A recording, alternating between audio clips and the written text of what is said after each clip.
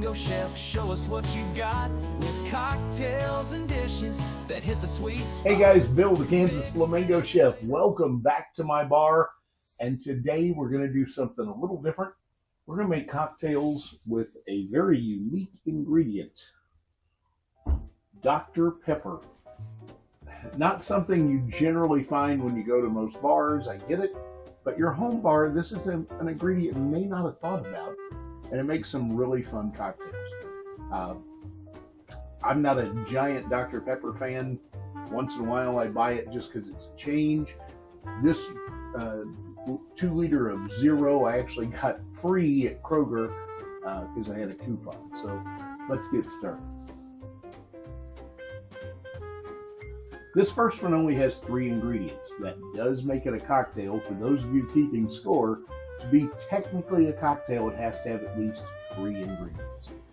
So we've got our Dr. Pepper, white rum, I'm just using Bacardi, and some lemon juice. I'm going to build this one in a highball. Very simple. We're going to use about 1.5 ounces of white rum, so a standard shot. And then just a dash of lemon juice. Now I prefer fresh squeezed lemon juice. If you have this stuff in the bottle, use what you got, I suppose. And last but not least, our featured ingredient of the day. I'm just going to fill our highball with that. Somewhere between 4 and 6 ounces when it's all said and done. Lightly stir this, and I do mean lightly.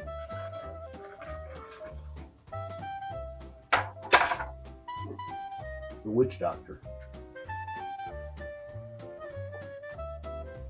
It's really surprisingly good. Our next Dr. Pepper cocktail is called the Top Hat. This one's been around since before Prohibition. And of course, Dr. Pepper was invented in 1889, I believe. It's just crazy how long this stuff's been on the market. This drink survived all through Prohibition in many speakeasies and still continues to be popular in a lot of places today that still do these cocktails. 3 ingredients here, obviously Dr. Pepper, rye whiskey. I'm going to use Sazerac, which will make it more traditional, and last but not least, little aromatic bitters.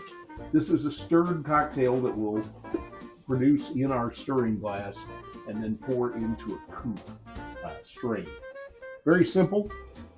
This one is 1.5 ounces each of your whiskey and your Dr. Pepper.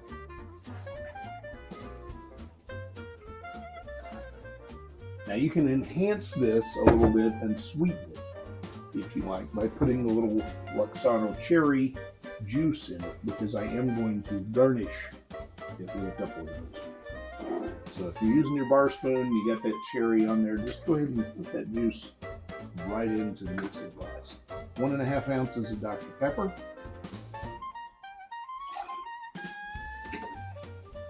And then just 1 dash of your aromatic bitters.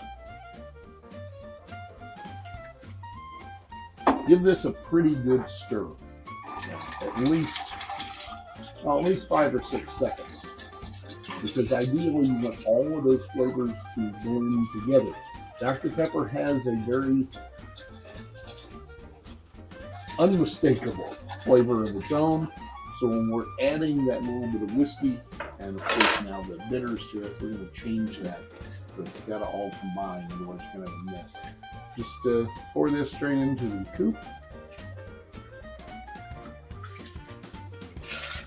Makes for a very pretty cocktail.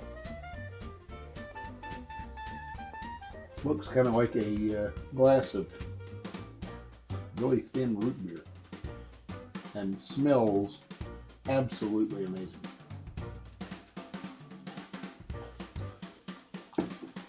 Very light, not really whiskey forward, but it doesn't taste like Dr. Pepper either. This is one of my favorites, quite frankly. It kind of does taste like root beer, just not as deep of a flavor. give it a try. Absolutely fantastic. Got one more. This one also is a holdout from Prohibition. So there are 4 ingredients in this one, and actually it's just built in a tall glass. We're going to use gin. I suggest a more traditional gin rather than an aromatic gin or a botanical gin. You can use just about anything in London Dry, whether that be Beefeater or Tanqueray or Aviator, whatever. I just happen to have Tanqueray available. I wouldn't use Bombay Sapphire. It's just a little too aromatic and too botanical. Dr. Pepper, bitters, and a little bit of lemon juice. This one's pretty simple. We're going to do 1.5 ounces of gin. And I got to tell you, of the 3, this may be the strangest one, but it's also the one I always tell people to try first. So 1.5 ounces of gin, 3 ounces of the Dr. Pepper,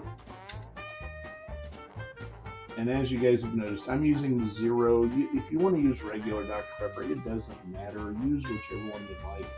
It just happens to be what I have. And then we're going to do just a dash of fresh squeezed lemon juice. If you don't have fresh squeezed lemon juice, you can always buy the bottled stuff in the market, whatever. If I'm going to put lemon juice in a drink, I'd rather have real lemon juice. And last but not least, a dash of bitters. Then just take your bar spoon and give this a light rise. Rise and fall, not necessarily a stir, just a rise and fall. That's all there is to it. If you want to garnish this, you can garnish it with a lemon wheel. Doesn't necessarily need one. And it is certainly the most unique of the 3. I happen to really like it. It's kind of a really weird take on a Collins, but certainly one of a kind. So there you go. There's 3 cocktails made with Dr. Pepper. These cocktails have been around since before Prohibition. That's how long this stuff been. As always, if there's something you'd like me to make, if you have an idea, if you want to give me a challenge, whatever it might be, you can certainly comment right here on this video or drop me an email, bill@kansasflamingochef.com. Make sure you check out my other videos that are going on at the moment, and eat fabulous, and I'll see you on the next one.